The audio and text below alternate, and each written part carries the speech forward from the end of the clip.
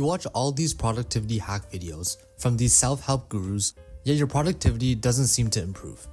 You implement their methods, try them out for a few days, yet you notice a significant amount of your work still unfinished, which then stresses you out.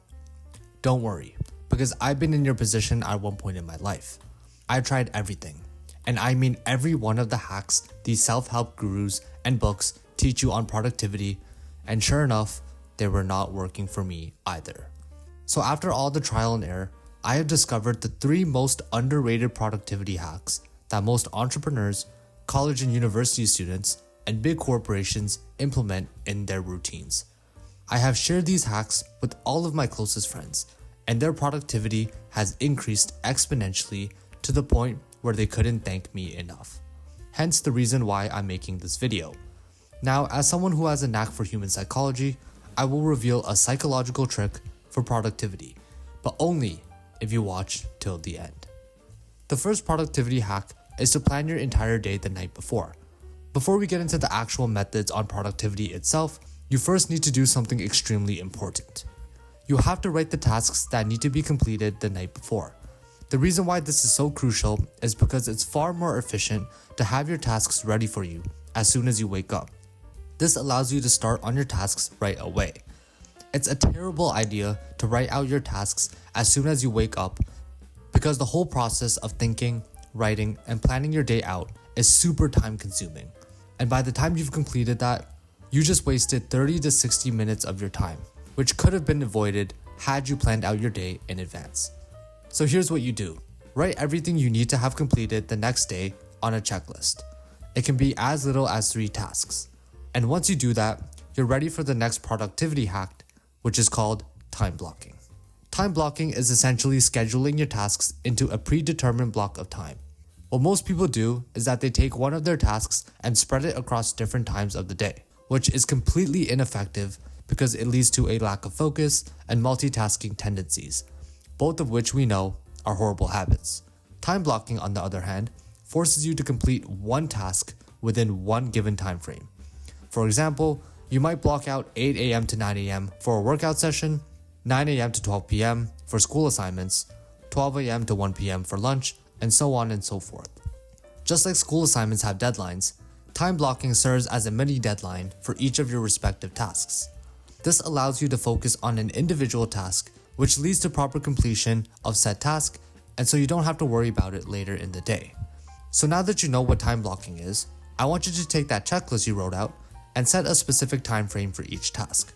I suggest you use Google Calendar for this as it's completely free and easy to use. Now each task may take longer than others, hence why you gotta be honest with yourself. How long can you actually spend on each task without going over your time limit? Remember, the time frame serves as a mini deadline for each task, which gives you a sense of duty to complete it. Set realistic time frames and make a promise to yourself that you will actually complete this task. And once you complete your time blocking schedule, your productivity level will increase, right? Well, there's actually a caveat, which leads me to my next point on eliminating distractions. Distractions are a common side effect that comes with blocking or completing tasks in general. Everyone, including myself, has fallen victim to distractions. We either scroll our phones, reply to text messages, hear certain noises from outdoor environments, all of which throw us off course. So one way to prevent this is by changing your workplace environment. Instead of studying in your room, which is notorious for distractions, you could try your local library. It's quiet, very few distractions, and everyone around you is probably doing something productive themselves. So that itself can motivate you to get things done. Another way to remove distractions is to put your phone on DND, or just completely take your phone out of plain sight. Unless you need your phone to complete one of your tasks, your phone should not even be with you. It's the prime object for distractions. So I suggest putting your phone in your backpack so you don't see and hear your notifications coming through. Once you've got your time blocking schedule and distractions removed, you'll now start to see an exponential increase in your productivity. But hold on, I said in the beginning of this video that I will reveal a psychological trick for productivity. And if you made it this far, I love you. Now let me reveal it. It's called Eat the Frog, famously quoted by American writer Mark Twain. What does this mean, you may ask? It means that you must do the hard thing first. Look at your time blocking schedule and identify the hardest task or choose a task that you hate doing the most. Maybe it's best to start with that task first thing in the morning. Our brain releases dopamine when completing stuff, especially hard ones. So once you get the annoying job out of the way, the following tasks will be much easier and satisfying to complete. This is one reason why checking items off a to-do list can feel rewarding and can help maintain productivity. So, if you implement these 3 productivity hacks today, I promise you will see an exponential increase in work completion.